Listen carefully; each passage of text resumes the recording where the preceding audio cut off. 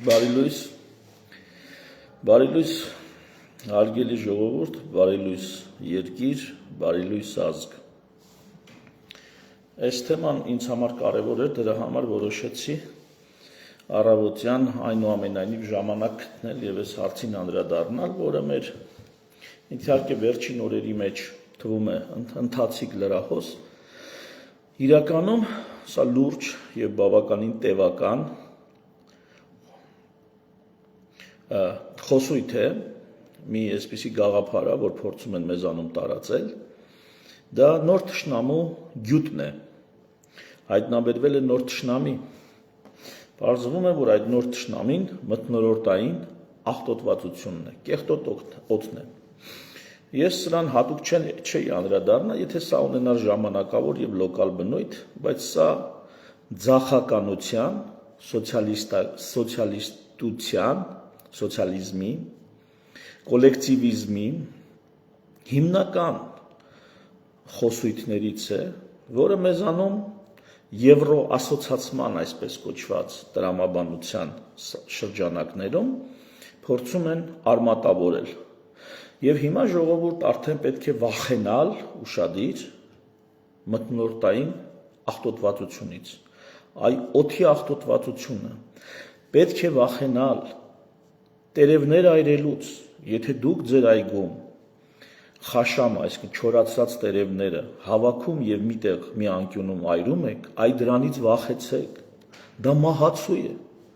դա կանցերոգեն է, դա կարող է թոքի քաղցկեղ առաջացնել, հասկանում եք։ Ես ավեդիից եմ, Արարատի շրջանում ցեմենտի գործարանի ուրեմն այդ փոշին, որը րոպեների ընթացքում նստում է ցանկացած մակերևույթի վրա, այ դա հեչ, դա չի, այսինքն ոչ թե դա չի, դա տարիներ շարունակ կա ու հələ մեկը ոչ դռացել, ոչ ճռացել է այդ հարցում։ Դա դրանում չի խնդիրը, այ խնդիրը տերևները, որ դուք կվառեք, այ դա խնդիր է։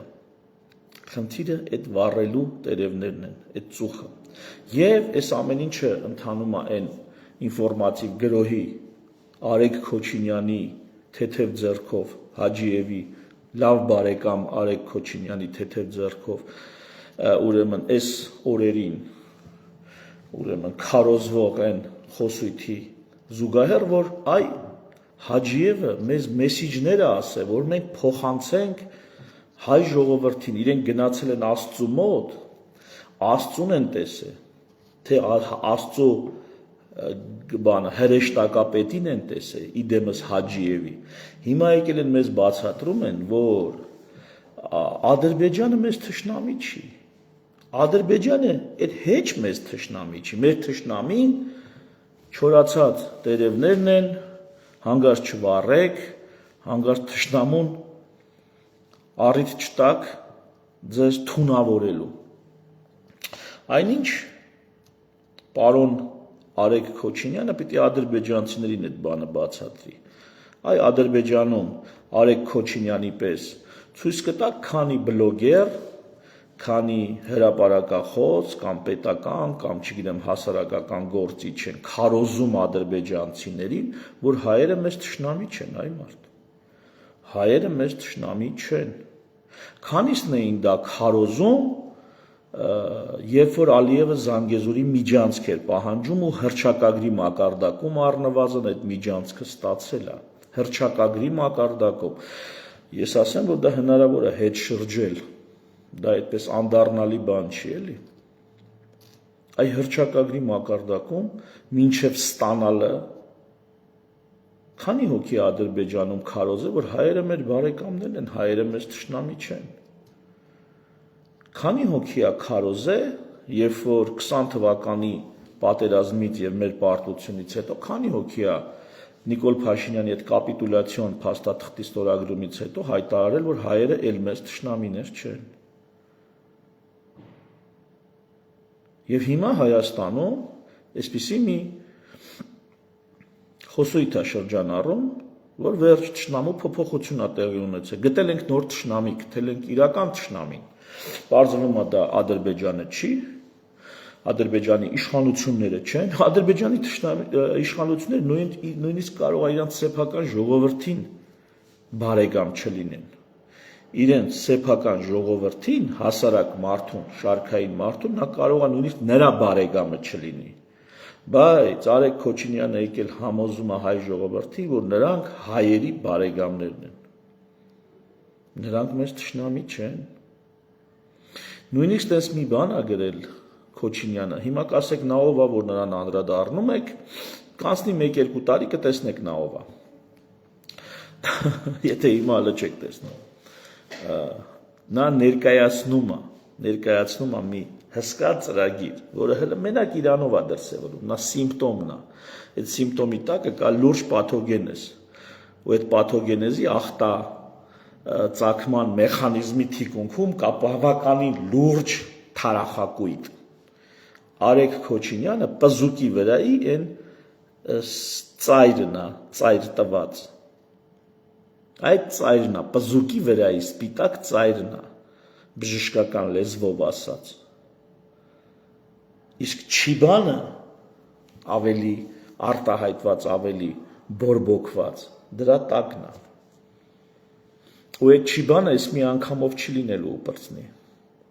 Եվ այս թշնամու փոփոխությունը խնդրում եմ ուշադիր եղեք։ Ընդհանրապես ձախականներին, սոցիալիստներին Եվրոպայում իդեպ սոցիալ-դեմոկրատիան է որպես հիմնական ուղղություն, հարգանքներս բոլոր սոցիալ-դեմոկրատի ընկերներին, բայց ժողովուրդ դուք գիտեք, որ ես գաղափարապես ձեր հետ համաձայն չեմ։ Ահա սոցիալիստների հիմնական գաղափարախոսությունը հետևյալն է. պետությունը պիտի քիթը խոթի բոլորի անձնական տարածք, բոլորի ընտանիք, բոլորի մասնավոր կյանք, մասնավոր սեփականություն, բիզնես։ Ըստ սոցիալիստների ժողովուրդը իմբեցիլների հավաքածու է եւ պետությունը որպես ծնող պետքա խնամի, պաշտպանի, հոգ տանի իր իմբեցիլ զավակների մասին։ Սա ձախական գաղափարախոսությունների հիմնական ֆունդամենտալ մոտեցումն է։ Խառնվել մարդկանց կյանքին, որովհետև մարդիկ ըստ ձախականության ի զորու չեն իրենց հարցերը լուծել, տհաս են մարդիկ։ Ոչ թե պետք է այնպես անել, որ մարդիկ դառնան հասուն, ինքնուրույն, սուվերեն, այլ ոչ, նրանք դատապարտված են հպատակության եւ պետքա պետությունը հոգ տանի նրանց մասին։ Նրանցից գանձի 50% հարկ եւ այդ 50%-ը ծախսի նրանց վրա։ Եթե ասում ես 50% հարկ մի վերցրայի, ինձնից վերցրա 20% հարկ մինիմալ կարիքները պետության հոգալու համար։ Այն 30%-ը այդ միջոցների ես կորոշեմ ինչպես եմ ուզում ծախսել։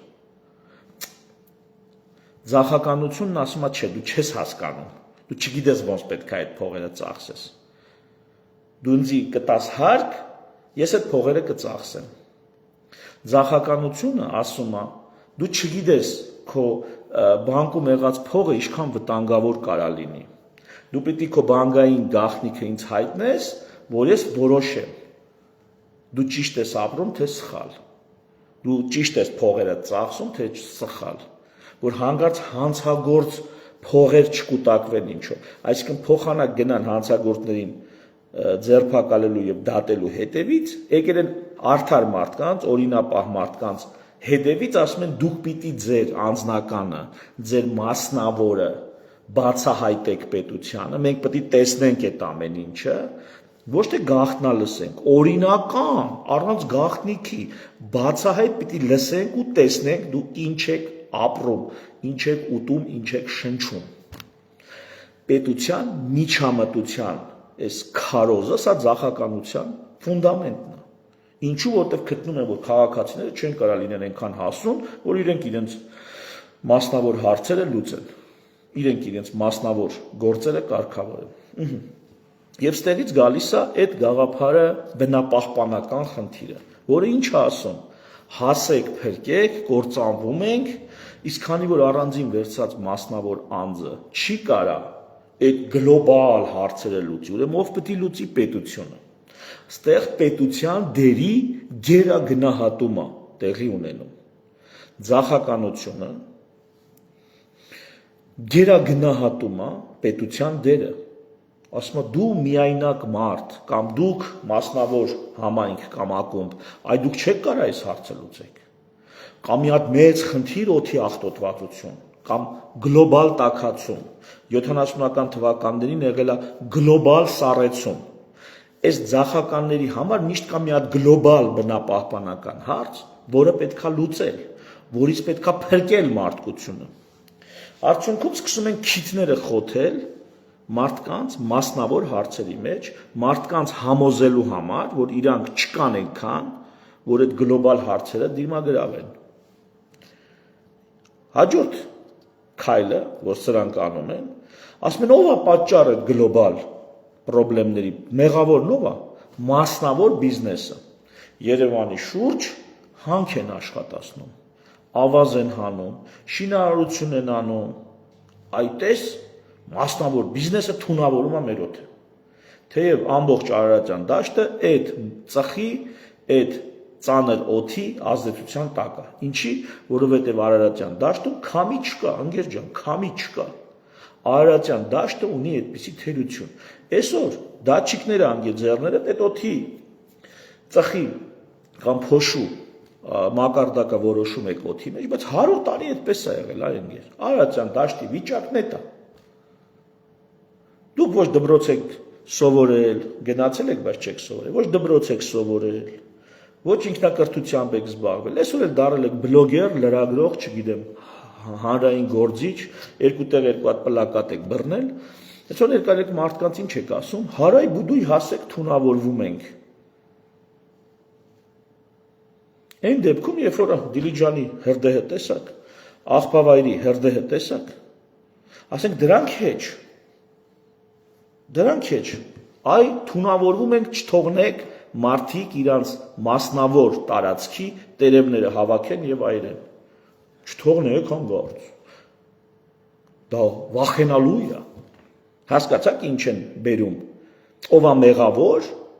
իրանք գտան մի հատ խնդրեմ, չափազանցրեցին այդ խնդրեմը կա։ Կա աշխարհագրություն, կա կլիմա, այդ բնական process-ները, որոնք կլինեն։ Բայց ով է մեղավոր, այ մեղավոր են բիզնեսմենները, մասնավորն է մեղավոր։ Կա խնդրեմ, որ առաջի քայլ պետությունը պիտի մեզ փրկի, ով է մեղավոր, մասնավորն է մեղավոր, ով իր այգում տերև է այրում, այ նա է մեղավոր, նրան պետքա տուգանել։ Այն որ բիզնեսը դրե շինարարություն անում, այն նա է մեղավոր, նրան պետքա տուգանել։ Այս շինթույլտվություն մի տուր ընկեր։ Այնտեղ շինթույլտվություն տուր, որտեղ այդ աղտոտվածությունը չի ազդի, ենթադրենք։ Հայաստանը մի հատ փուճուր երկիր է։ Վրաստանում եթե չեպ եղավ, բնակլիմայական, Հայաստանի վրա ազդելու է։ Թուրքիայում եղավ, ազդելու է։ Իրանում եղավ, ազդելու է։ Ադրբեջանում եղավ, ազդելու է։ Դու ինչքան ուզում ես Հայաստանում բնապահպանական ինչ-որ տեղ շարժումներ քարոզի։ Կոնկրետ ամուլսահի հարցը, ստեղ բան անենք, էլի ամուլսարի հարց։ Երբ որ բնապահպանական խնդիրը մենք դնում ենք մեր ազգային սեփականությունը պաշտպանելու համար, էսի ուրիշ հարց է, որ ասում ենք խալխուն օտարին մի տուր, որ ասում ենք երկիրը մի դիր հանքարդյունաբերության ասեղի վրա, սա ուրիշ հարց է։ Բայց այն որ չեղած տեղից օդը Սերժան ժամանակ օդը հարկում էին, չէ, օդի հարկ կար սամալյոտով, որ օդանավակայանում պետքա թռնես, ինչ որ 10,000 դրամ էր, ինչքան էր հարկ էր, օդի հարկ։ Հիմա էլ օդը դարել է թշնամի։ Եվ ով է մեղավորը, մասնավորը։ Եվ ամենակարևորը, այս թեմաների վրա լիքը փողեր են դուրս գրվում, լիքը գրանտներ, լիքը բիզնես, բայց արդյունքում այս ձախականները հենց իրանց էշխելքից էլ իրանց երկրները կանգնացնում են փաստի առաջ։ Դասական օրինակ, Եվրոպան վեր կացավ, ահա պայքարում են գլոբալ տաքացման դեմ, էլեկտրոմեքենաներ այսուհետև պետքա լինեն, քարոզում էին էլեկտրոմեքենաներ կանաչ էներգիա, ատոմակայաններն են կանգնացնում, թե ատոմակայանը ինչ խնդրեմա քեզ ստեղծե։ Ատոմակայաններն են կանգնացնում, այդ նախագծերն են կանգնացնում, Ու տենց ամբողջ Եվրոպան մի մարդու պես ձախական, սոցիալիստական կամ սոցիալ-դեմոկրատական անգրագիտությունից ելնելով ամբողջ երկիրը իրանց ամբողջ ինդուստրիան կզացրեցին, Չինաստանն ասեց ճիշտ ես ասում, եկեք ես այդ ակումուլյատորները արդեն սարքել եմ, այդ էլեկտրոմեքենաները ես արդեն սարքել եմ, ես ոչ թե խեղդել եմ Մերսեդեսի, BMW-ի, այն մյուս ավտոինդուստրիայի հսկաներին, թե գիտեք ինչ կա, կբերեք ձեր եկամուտի կեսը կտակ պետությանը, որ մենք հարցեր ենք լուծում, այլ հակառակը Չինաստանը ինքը իր գրպանից փող է դնում մասնավորի ակտիվացման, ավտոինդուստրիայի եւ մնացած ոլորտներում ինդուստրիայի զարգացման համար։ Արդյունքում ինչ արեց ձախականությունը Եվրոպայում, կործանեց ամբողջ ավտոինդուստրիան, հենց հատկապես Գերմանիան։ Գերմանիան իր ձեռով այս ձախականության հետևից գնալով կործանեց ամբողջ ավտոինդուստրիան։ Մերսեդեսն էլ, BMW-ն էլ, մյուսներ իրար գնացին փախան Չինաստան, ծախեցին իրանց սերվիսները Գերմանիայում, գնացին Չինաստան արտադրելու, որ էժան նստի, որ կարողանան բիզնես անել։ Արդյունքում այն ինչ իբր թե Եվրոպային պետք է զարգացներ եւ բարգավաճեր, զարգացրեց Չինաստանին, հզորացրեց Չինաստանի տնտեսությունը։ Իսկ ովքեր ապրում են Եվրոպայում, կասեն թե իրանց երկրների տնտեսության հետ հիմա եւ 20 տարի առաջ ինչպիսի բացասական, անհաջող փոփոխություններ են տեղի ունեցել։ Սա ձախականության հիմնական դրսևորումն է։ Հասկացա՞ք։ Ու Հայաստանում հիմա սկսել են օդը։ Մոռացեք այլևս արտաքին թշնամուն, մոռացեք ներքին թշնամուն, մոռացեք այն մարդկանց, ովքեր իրենց հանցավոր պահվածքով իրականացնում են երկրի քայքայում ներսից եւ դրսից։ Սա թողեք։ Բնապահպանությունն է կարևոր։ Մեր թշնամին օդն է ու այն մարդիկ, ովքեր տերև են վառում իրանց այգիներում։ Աշոտթորոսյան ջրածնի օգտագործումը ինքը այդ տեխնոլոգիան զարգանում է ու այդ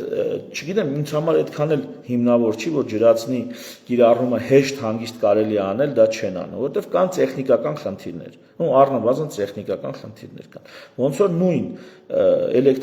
էլեկտրականության օգտագործման համար կա տեխնիկական խնդիր ակումուլյատորների հարցը կուտակիչների խնդիր կա այսինքն հեշտությամբ կարելի է արևային պանելներով ստանալ անսահմանափակ էներգիա բայց հարց այդ էներգիան որտե կուտակես, որ գիշերը օգտագործես, որովհետև մարդիկ շատ էներգիա են օգտագործում գիշերը, երբ որ արև չկա ու էներգիա չի արտադրվում։ Ահա ցերեկը արտադրած էներգիան որտե կուտակես, որ գիշերը օգտագործես։ Այս գլխավոր խնդիրն է արևային էլեկտրականության, արևային էներգիայի օգտագործման, որտեղ կուտակել այդ էներգիան գիշերը օգտագործելու համար։ Այն պահից սկսած, երբ որ կգտնեն այն տեսակ կուտակիչներ ակումուլյատորներ, որոնք ցերեկը արտադրված էներգիան էժան եւ հեշտությամբ կկուտակեն, որպեսզի գիշերը օգտագործեն, այդ պահից սկսած արևային էներգիային ալտերնատիվ չի լինի։ Որ պահին այս հարցը լուծվեց, բայց քանի այս հարցը լուծված չի, օգտագործվել է եւ ատոմային էներգիան, եւ աշխատջրածնային էներգիան։ Նավթ, գազ։ Դրա վրա չշեղվենք։ Ես ուզում եի ուղղակի ասել այս խոսույթին ու շատիր եղեք ժողովուրդ, շա այդպես անմեղ ու հենց այնպես բան չի։ Սա շարունակվելու է։ Այս խոսույթը շարունակվելու է։ Վախեցեք բնապահպանական խնդիրներից, դրանք մեր թշնամիներն են, իսկ այն իրական թշնամիները, որոնք իրոք կարան մեզ սպառել, նրանք բարեկամներ են։ Նրանց հետ մենք պետք է հաշտ ապրենք։ Իդեպ սովետները ինչ էին ասում, այդքան որ քննադատում եք հարգելի արևմտամետներ, այդքան որ քննադատում եք սովետներին, ես սովետներին չեմ պաշտպանում։ Ուղղակի ուզում եմ ցույց տալ նրանց ընդհանրությունը, որովհետև թե սովետներն էին սոցիալիստ, թե հիմիկվա արևմտամետներն են սոցիալիստ, թե սովետներն էին ձախական, թե սրանք էին ձախական։ Ուղղակի այս սոցիալիստները փորձում են սոցիալ-դեմոկրատ հանդես գալ, սովետներն ինչ էին ասում։ Սոցիալիստներն ասում են մենք դեմոկրատ ենք։ Բայց եթե դիտեք նույն Եվրոպայում, եթե ընտրությունները ընթանում են այնպես, որ ձեռ չի տալի այդ նույն սոցիալիստներից կամ սոցիալ-դեմոկրատներին կամ այդ ձախականներին, ասում են, այսօր ռուսական միջամտությամբ էր, այս ընտրությունը անվավեր են ճանաչում։ Հիմա սովետներն ինչ էին ասում, հայ-ադրբեջանական բարեկամություն, եղբայրական ժողովուրդներ։ Հիմիկվա արևմտամետներն ինչ են ասում, եղբայրական ժողովուրդներ, հայ-արևմտյան, հայ-ադրբեջանական բարեկամություն։ Այնգեր այդ բարեկամությունը մենք ձեզնից շուտ գիտենք, ձեզանից շատ ավելի շուտ գիտենք։ Ես մի ժամանակ այդպիսի մի վիդեո եմ արել, որտեղ ասում եմ, որ Թուրքիայի հետ նույնիսկ կարելի է գնալ ռազմական համագործակցության, եթե դա է պահանջում ազգային շահը։ Այսինքն դուք ուր էիք, որ ես Թուրքիայի կամ Ադրբեջանի հետ հարաբերությունների կարգավորման օրինակներ էի բերում։ Դուք ուր էիք, ընկեր։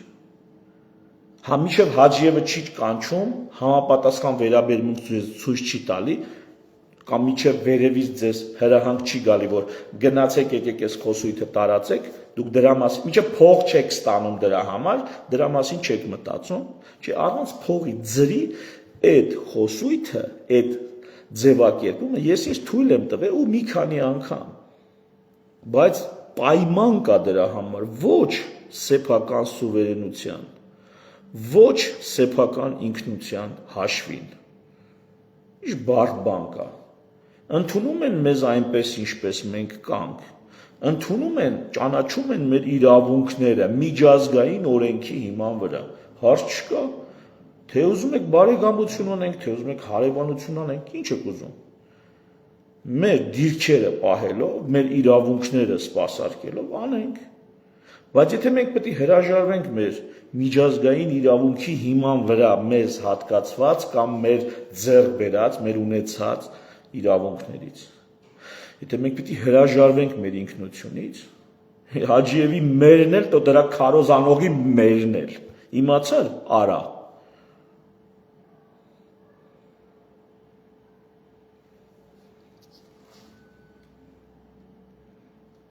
Թերևս այսքանը հարց պատասխան կունենաք անդրադարձեք։ Շնորհակալություն ուշադրության համար, ցտեսություն, մի շնորհ հանդիպում։